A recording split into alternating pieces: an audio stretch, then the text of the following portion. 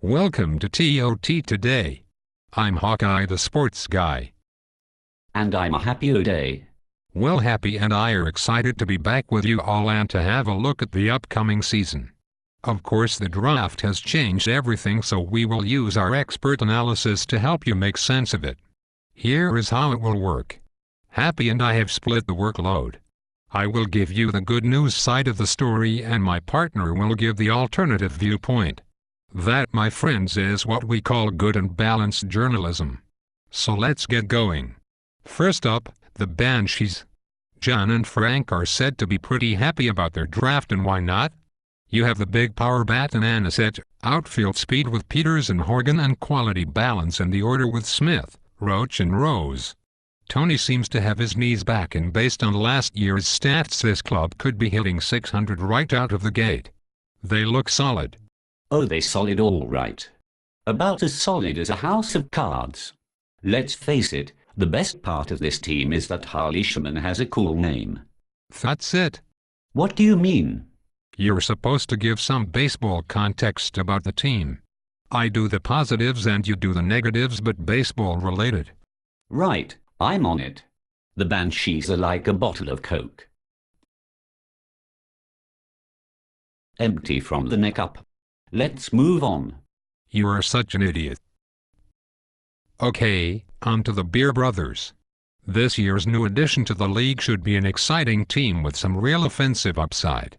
Palush, Ross and Short are known offensive talents, but Mark Colson and Piero Del Greco shouldn't be overlooked.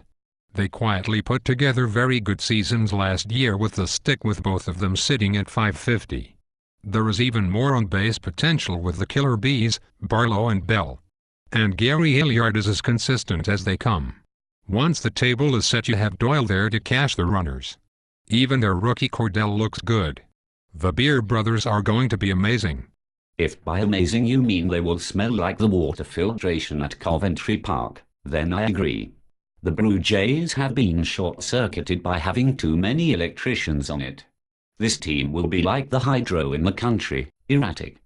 Come on, you have to say something baseball related. Okay, the Beer Brothers will blow a fuse because their players got their wires crossed. That's not baseball at all. You're just making nasty comments.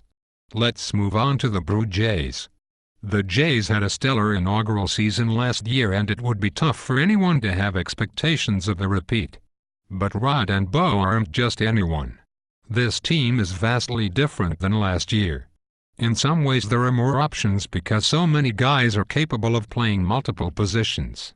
Actually, the Blue Jays could win the Nice Guy Award because all their players are really good people.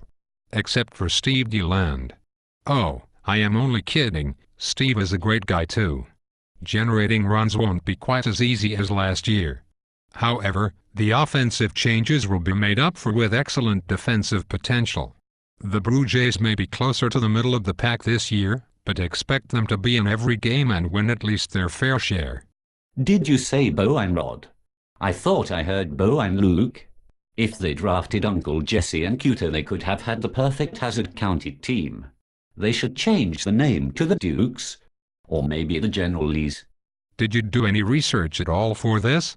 If by research you mean did I stay up all night watching the television, then yes, I did plenty. We have 2 more teams to do. Could you possibly use the next few minutes to contribute something of value? The dislocated joints have brought in the leadership and old-school discipline in the name of downtown Billy Brown. There are some new names on this team as the joints are obviously shaking things up. Among the veterans are Jamie McLean, who is a strong hitter, the Pendleberries and Bear. The joints also may have gotten a bit of steel with Timmy "Two Bear" Osmond. His second half was great last year, and if he keeps progressing he would be a difference maker for the team. Yes, Tim will be a great addition as he continues his quest to find Elvis. Hopefully the joints are okay calling subs every game as Timmy follows circuses and carnivals across the continent looking for the king. The joints will be like Katy Perry, thin on talent. Why are you even here? The Dodge City Rounders meandered through the season last year and had one of those runs that teams dream of. They caught fire and made it all the way to the final game, where they saw the Wild claimed their second consecutive title. The Rounders have Schrank, Fry and Richards, who all hit over .690 last year. Jason Bowers had a much improved year with the bat last year and is still trending upward. Add in the rock-steady contributions of Tito, Matson, Goward, Henry and Rouleau, and it's starting to look like a lot of runs could be scored. Al Bales was a coveted pick at the catcher spot. He can really keep a pitcher in the zone. By in the zone you are probably referring to some sleep disorder induced by boring baseball. This team will be like a Meg Ryan romantic comedy. Predictable. Well, there's the summary of the first 5 teams.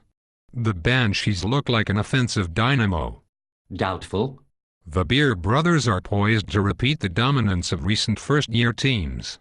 Laughable. The Blue Jays may not be as offensively dominant as last year, but they will still be a quality team. Ridiculous. The Joints will be relying on some young legs to score some runs. Say hi to Elvis. And Dodge City has all the ingredients to go deep into the playoffs. Or maybe just the ingredients to bake a cake.